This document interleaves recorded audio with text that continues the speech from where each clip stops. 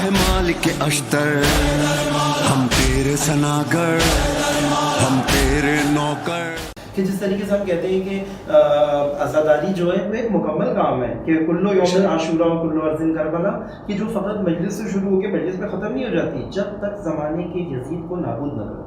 بس یوم القدس بھی پورے سال کا کام ہے، اور یوم القدس ایک دن ایسا ہے جو تجدید عہد کرتا ہے، لیکن پورے سال فلسطین کی اس آزادی کے اوپر یونیورسٹیز میں کانفرنسز ہوں، حکومتی سطح کے اوپر اقدامات ہوں، عوامی سطح کے اوپر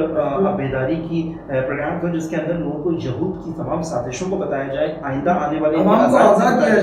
کیا جائے۔ میں ابھی اتنا حیرت تھا، میں نے مختلف جگہوں کے اوپر آج ہی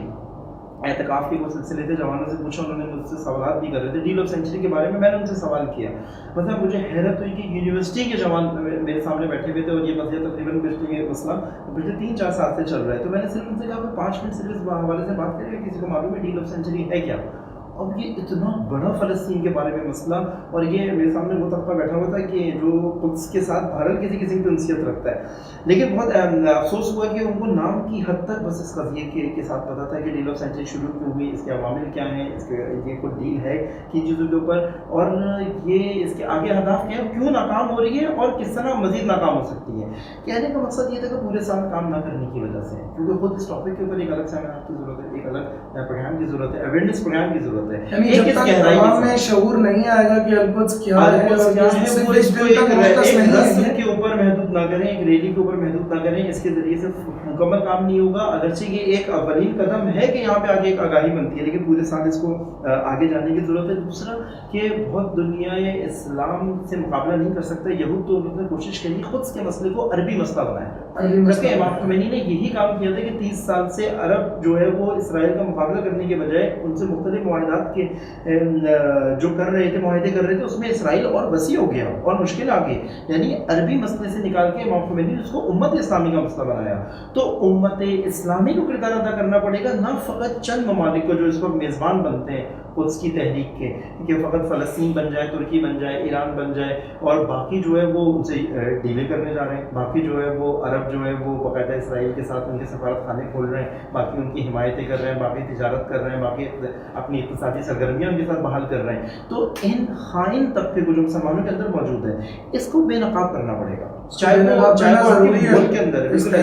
جو کہ آپ دیکھیں نا، ابھی حتیٰ ابھی چند پاکستان کی پارلیمنٹیرینس نے یہ بیان دیا کہ اسرائیل کے ساتھ اگر معاملات طے کرنے میں پاکستان کو اقتصادی فائدہ ہوتا ہے تو پاکستان اس کے اوپر نظر ثانی کرے۔ مثلا ایسے عنصر پاکستان کے اندر بھی موجود ہیں، لیکن کیونکہ پاکستان میں قائد اعظم محمد علی جناح نے بہت واضح انداز سے یہ بات کہا تھا کہ اسرائیل ایک فاسد ریاست ہے، پاکستان اس کو تسلیم نہیں کرے گا۔ فی الحال پاکستان کی اسٹیبلشمنٹ، پاکستان کی حکومت اس کے لیے آمادہ نہیں ہے، لیکن گراؤنڈ بنانے کی کوشش کرتے ہیں۔ ملکی سطح پہ بھی ایسے منافقین اور خائن افراد کو بے نقاب کرنا، اور انٹرنیشنل سطح کے اوپر بھی جو کہ رکاوٹ ہے۔ تیسرا کام ہم بہت اچھا یہ کر سکتے ہیں کہ ہم یہ جو جذبہ جہاد کا جذبہ ہمارے پاس، شہادت کا جذبہ ہے، کہ ہمیں یہ بات پتہ ہے کہ آج قدس کی آزادی اور فلسطین کے لیے شہید ہونا یہ ایک فخر کا ہو، تو ہم ان شہداء کو جو قدس کے شہداء ہیں، ہم ان کو اپنی ملتوں کے اندر روشناس کروائیں، ان کو متعارف کروائیں اپنی ملتوں کے اندر، جس کی مطلب میں کہوں گا کہ جس کی ایک بہترین مثال خود قاسم سلیمانی ہے، جس کو خود حماس کے سربراہ نے کہا یہ بات، اسماعیل ہنیہ نے یہ بات کہی، کیا کہتے ہیں کہ قاسم سلیمانی شہید قدس ہے۔ بہت بڑی بات ہے قاسم سلیمانی کے تشییع جنازے کے اندر آ کے انہوں نے یہ بات کہی تھی۔ اسی طرح کے اور بھی ابو مہدی المہندس ہو گئے، اسی طریقے سے حتیٰ اہل سنت میں ہمارے پاس جو شخصیت ہے کہ جو شہید یاسین ہے، شہید احمد یاسین ہے، یہ اہل سنت کی شخصیت ہے، اور اسی طریقے سے ہمارے پاس اور ایسی شخصیات ہیں جو شہید عباس موسوی ہیں، ان شخصیات کو شہید موسیٰ صدر ہیں، اسی طرح اہل سنت کی بھی ایسے شہداء ہیں۔ ہمیں ان کو متعارف کرانا پڑے گا کہ تاکہ یہ ہیرو کے طور پہ متعارف ہوں، عوام کو پتہ چلے کہ یہاں تک یہ تحریک پہنچی ہے، ورنہ آج فلسطین کا نام بھی نہیں ہوتا، اسرائیل ہی اسرائیل ہوتا۔ تو اس سے یہ جذبہ پیدا ہوگا کہ ہم مقاومت جہاد کے اینگل سے بھی، زاویے سے بھی ہم نے فلسطین کاز کے اندر اتنا کام کیا ہے کہ آج اس تحریک کو آگے بڑھانے کے لیے ان ہیروز کو متعارف کروانا پڑا۔ اور ہم یہ بھی کہہ سکتے ہیں قاسم سلیمانی آج ہمارے پاس ایک مثال ہے کہ قدس کے مسئلے کو انہوں نے اگرچہ عسکری سطح پہ جیسے اٹھایا، ہمیں عوامی اور حکومتی سطح کے اوپر اس جرأت کے ساتھ کہے مالک اشتر ہم تیرے سناگر ہم تیرے نوکر۔